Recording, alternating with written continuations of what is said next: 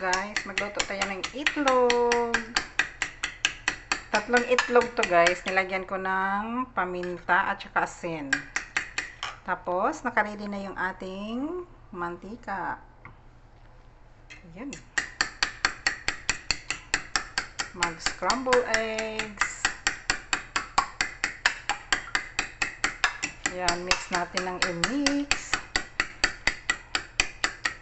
Para mahalo talaga yung asin guys. May asin kasi siya. So, kailangan natin ng haluin ng haluin. Ayan.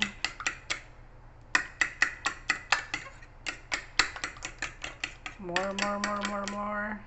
So, dapat haluan ko siya ng sibuyas at saka kamatis. Hindi na. So, ilagay na natin guys ang ating scrambled eggs. Look at this. Wow. Cool.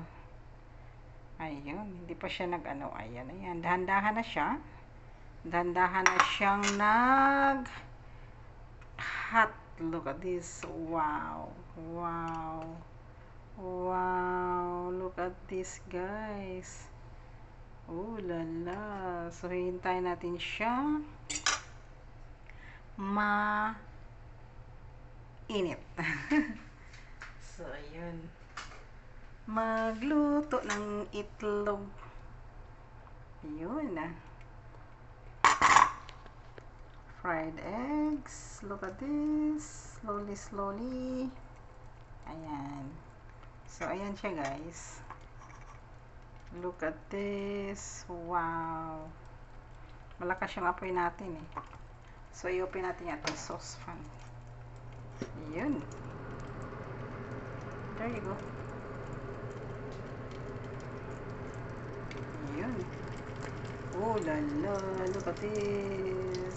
Scrambled eggs. Wow. Look at this, guys. Ayun. Nakikita niyo yan, guys. Slowly. Ayan. Ayun. Binigyan natin ng space ang iba. Ayun. Ganon.